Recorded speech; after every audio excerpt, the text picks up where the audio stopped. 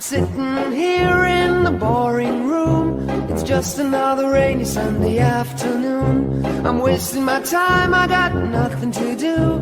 I'm hanging around, I'm waiting for you, but nothing ever happens. And I wonder,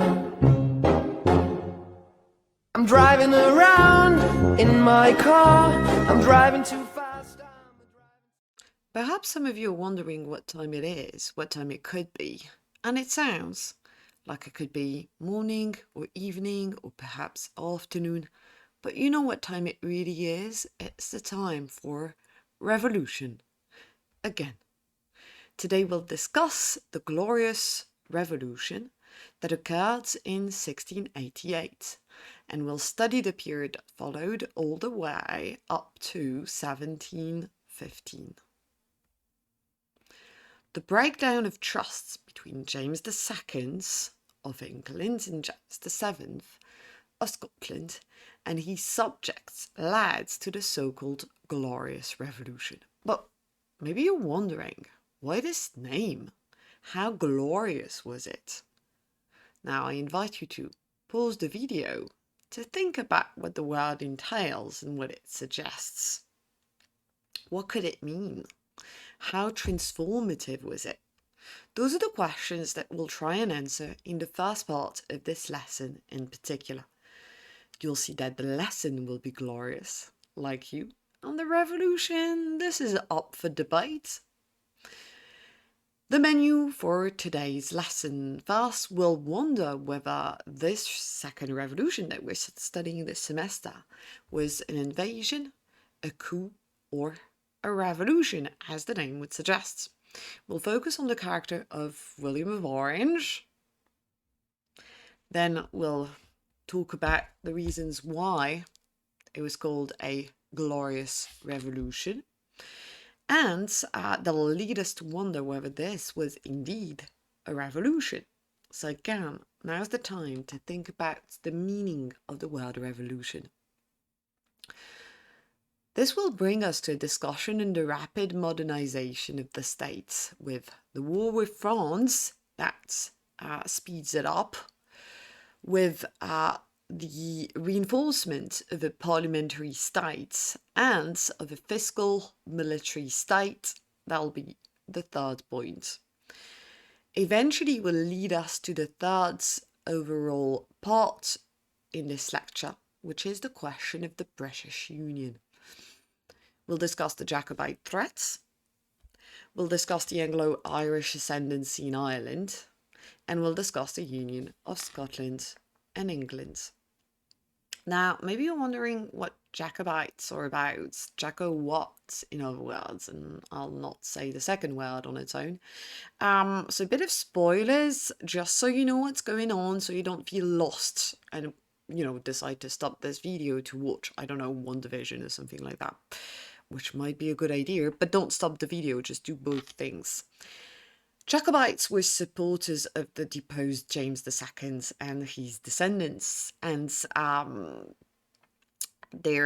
in their claim to the British throne after the revolution that we'll be discussing today, the so-called Glorious Revolution of 1688, they drew support from Catholic clans of the Scottish Highlands. They made attempts to regain the throne in particular in the immediate wake of the Glorious Revolution in 1715, 1719, and 1745-46, but they were finally defeated at the Battle of Culloden. Now, part one is dedicated to the question of the exact nature of this particular event that we're discussing. Was it an invasion? Was it a coup? Or was it a revolution? We'll focus on the character of William of Orange. Now, against James II, there was an alliance of Tory and Whig nobles that called for help. This character, William, who was the Protestant Dutch husband to James II's eldest daughter, Mary.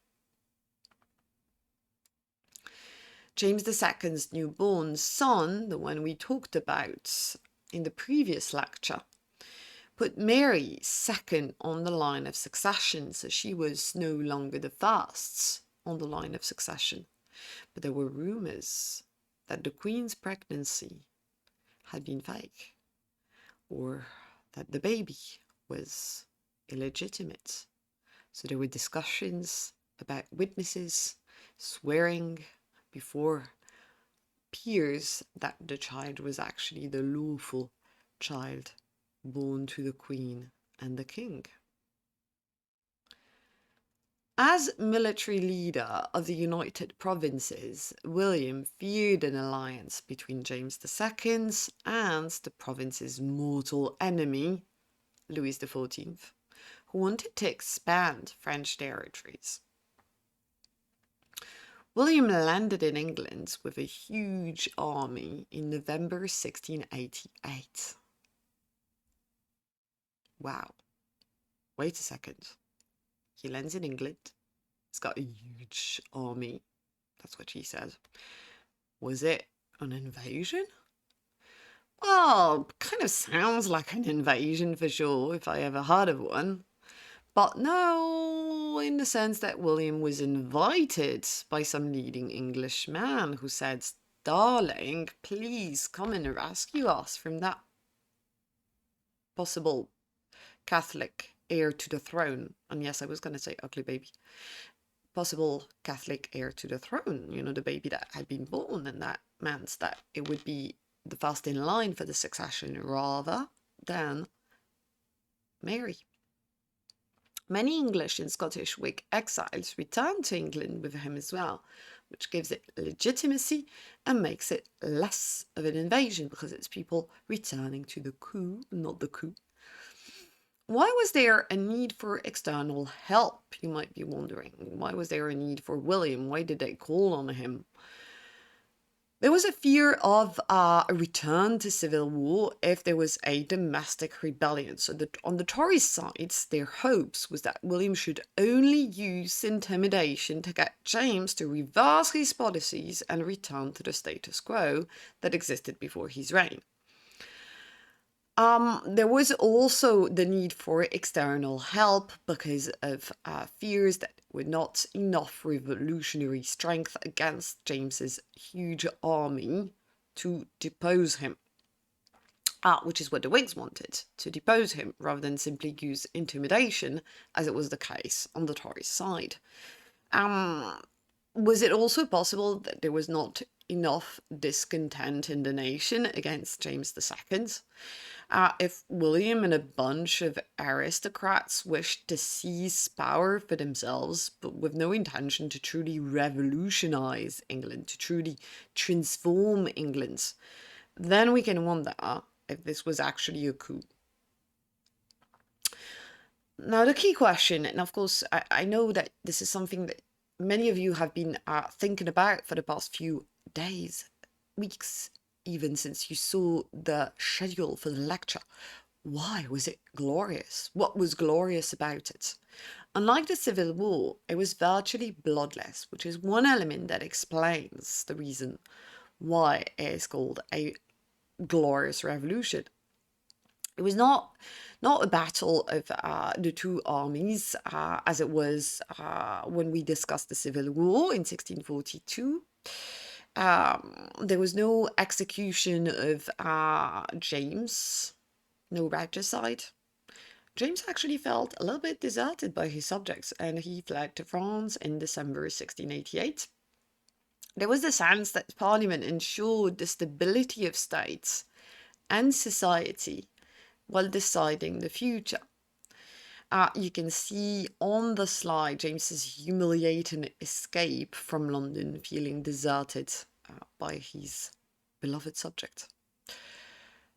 The revolution is also said to be glorious because it was a compromise. Remember, the Whigs wanted to put William on the throne because he was a Protestant military leader that would defend England against its enemies. And of course, England's enemies mean Pope Popish Catholicism means France as well.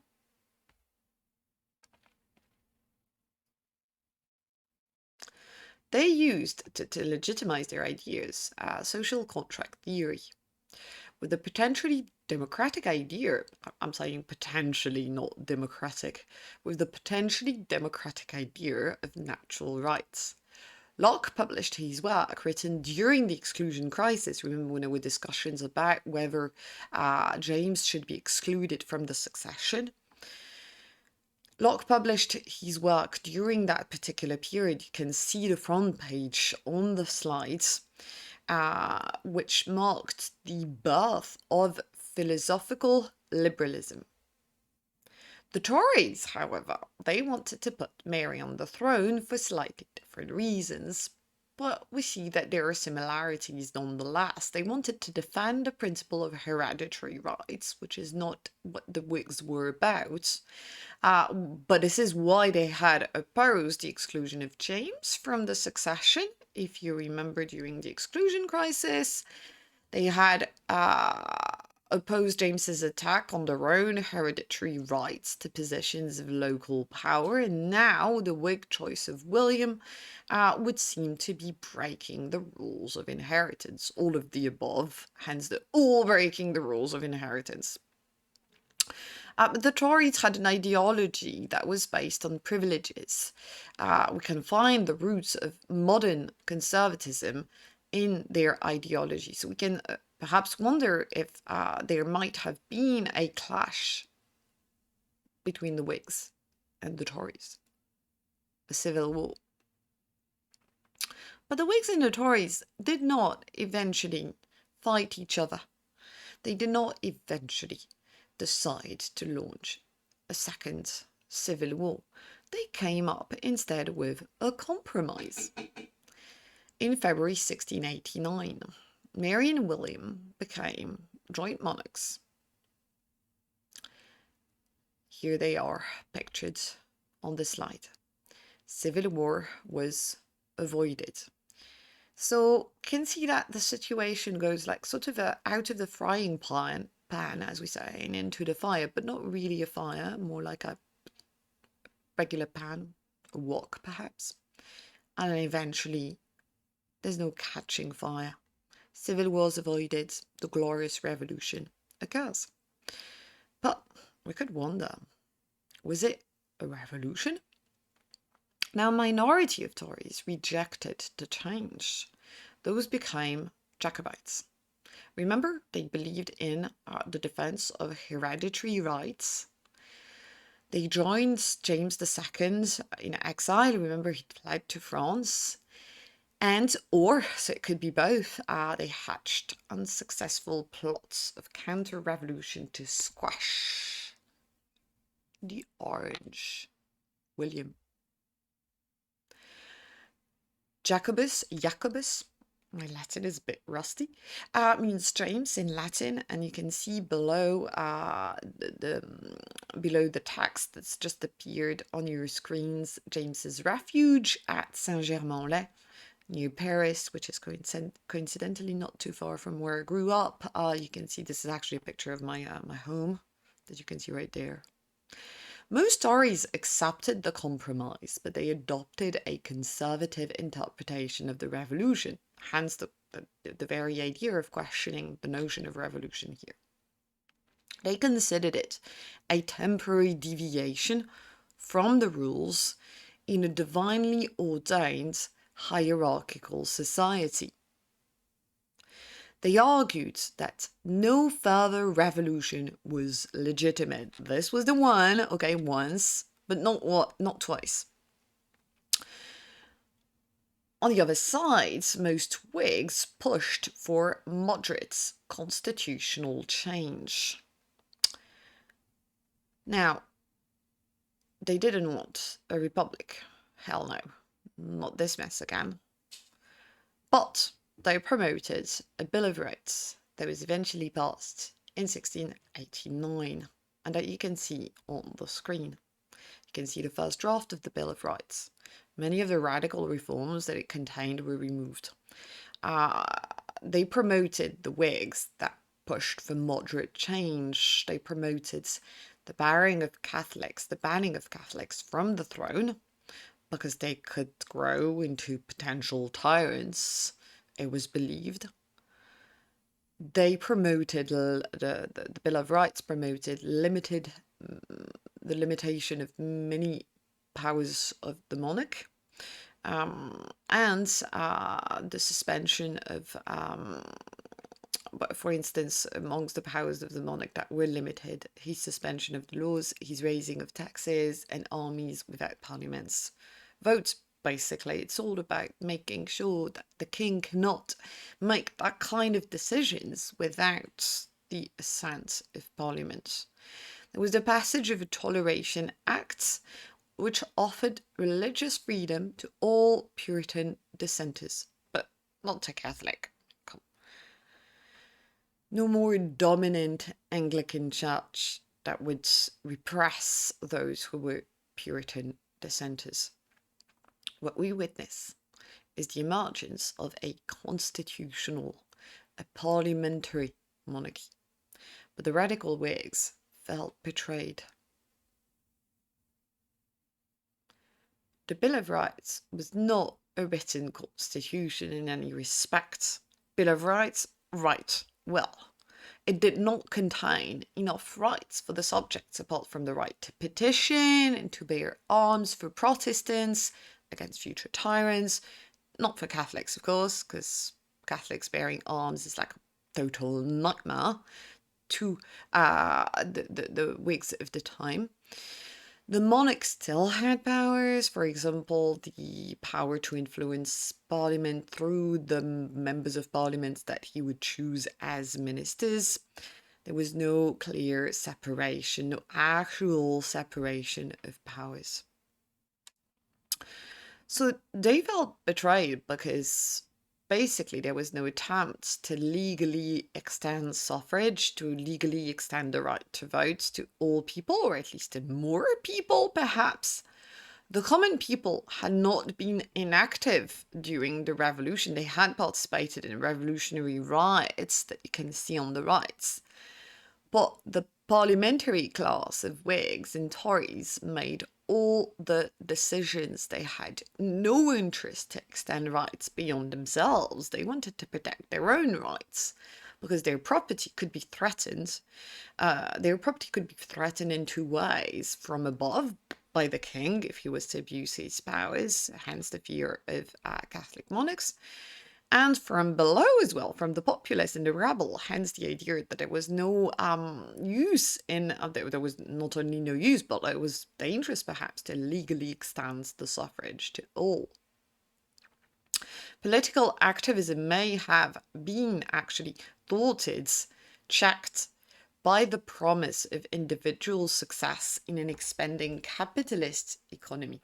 If we look at the work of Max Weber in 1905, we see the following arguments. Capitalism grew faster in Protestant cultures which valued hard work. So 1889 would be the triumph of property, redefined by Locke as the result of hard work. So we can wonder if this is perhaps a bourgeois revolution with, beliefs in the Protestant work ethic, such as, if I work hard, I'll be totes rewarded. That's not so bad, is it? In it.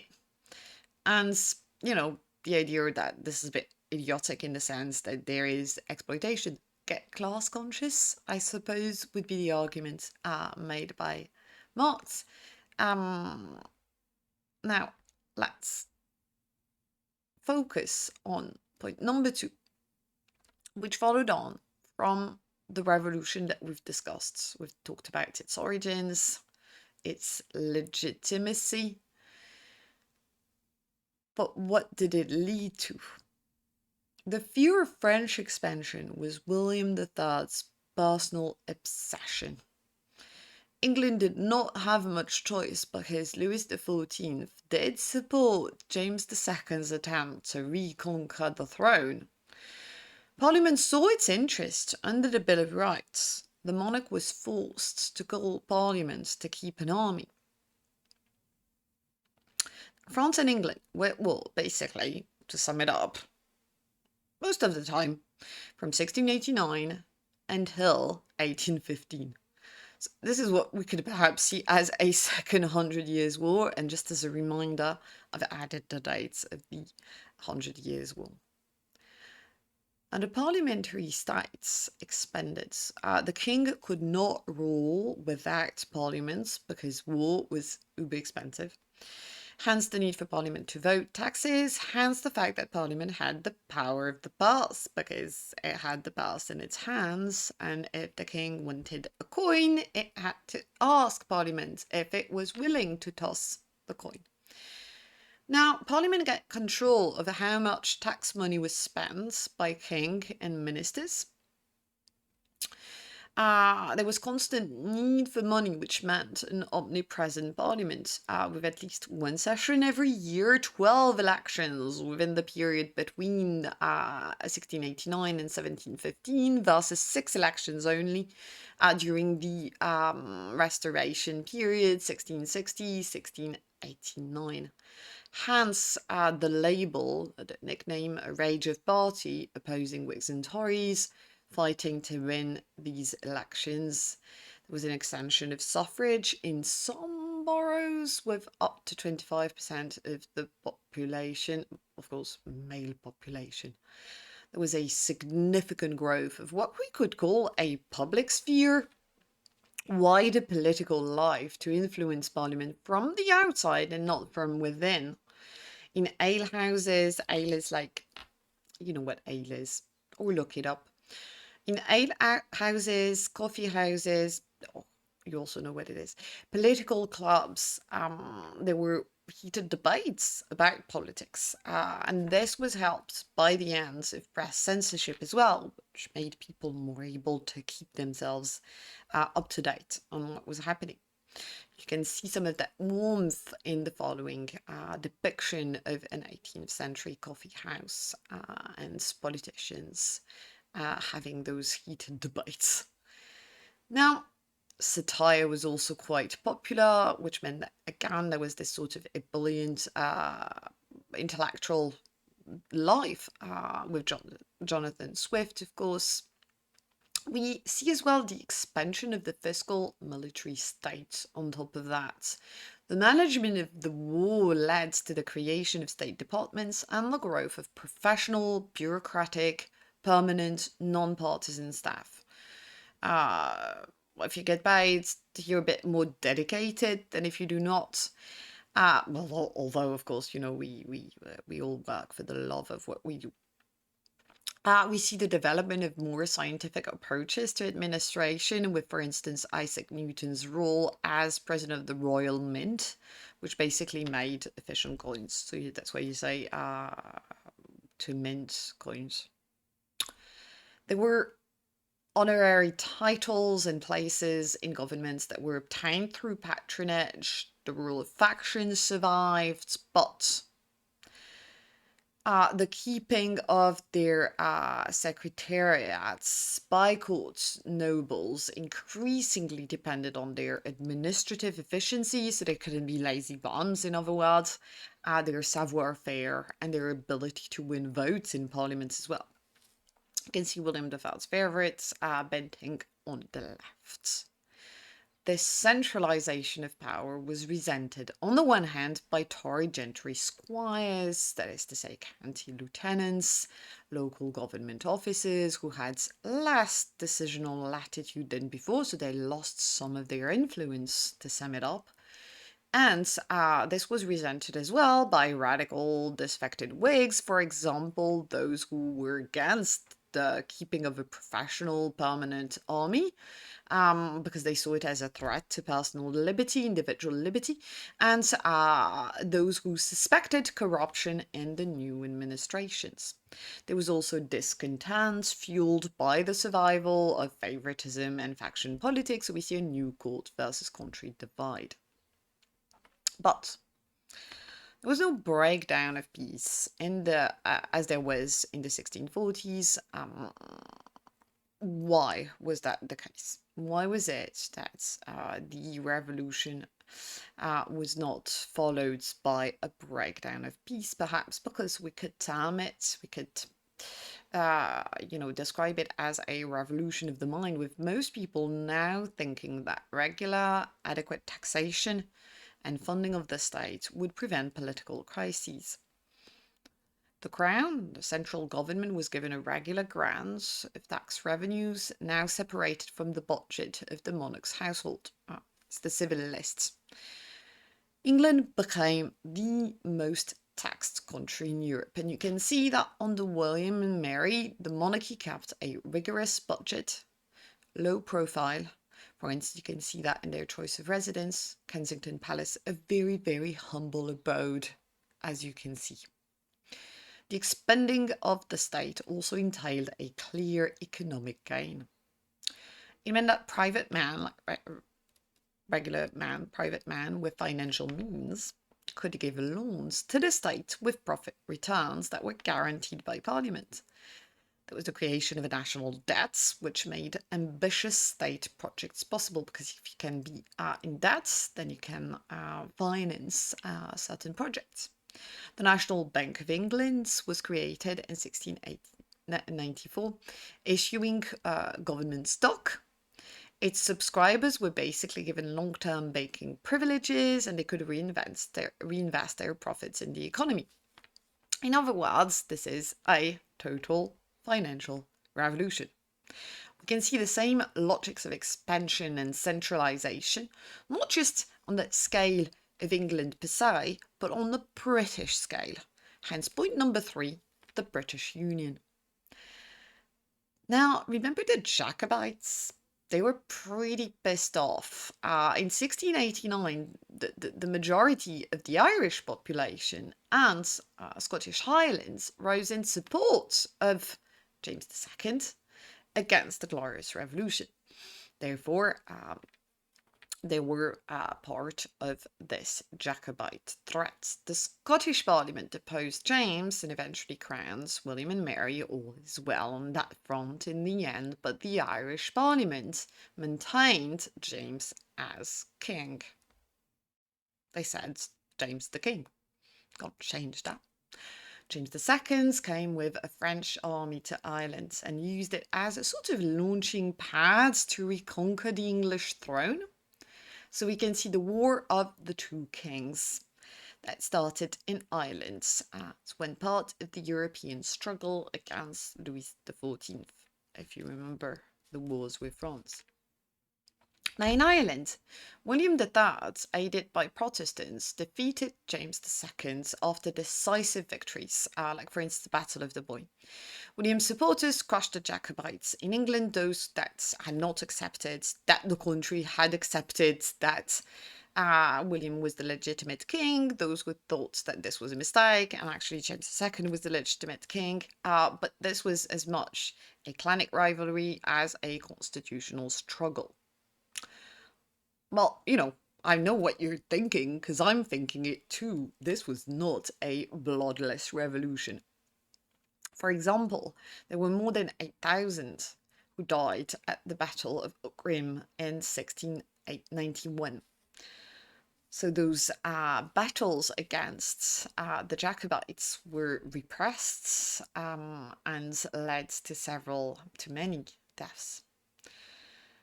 William became king, but Ireland remained an independent kingdom. The Protestant anti-Jacobite minority, for most of English descent, now held power in the Dublin Parliament.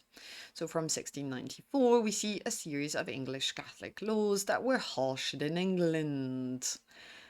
Exclusion of all Catholics, whether they be Jacobites or not, from civil and political office, from the vote, from the legal and educational professions. This meant that if you were Catholic, you could not, become a member of the educational profession.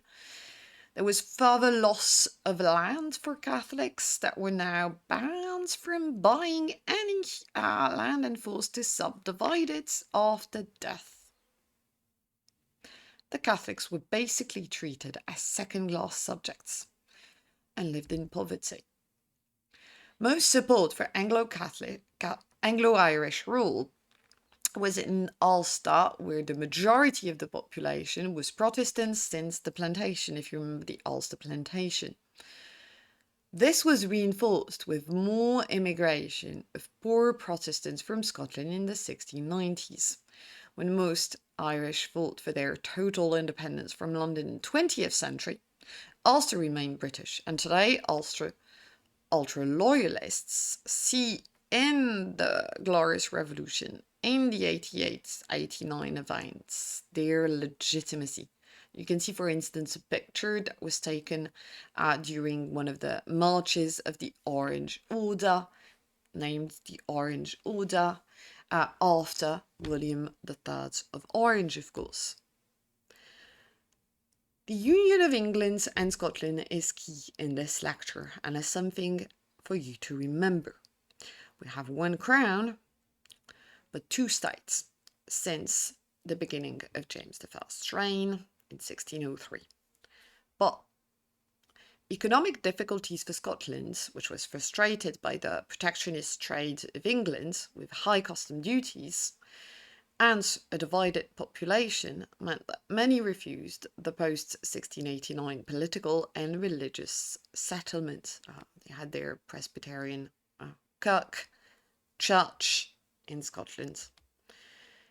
English fears of a resurgence of Jacobite counter-revolution in Scotland and of a war between the two kingdoms meant that the situation was extremely tricky, fragile, especially since there was no direct Protestant successor, because Mary and William had no children.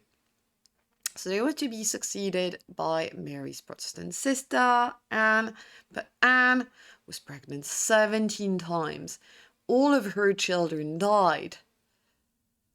Hence fears that her Catholic half-brother, James, was son to James II. So if you remember, that's basically the James that is son to James. So that's the ugly baby from a week ago from the previous lesson. I don't want to say that, but remember, he was pretty creepy.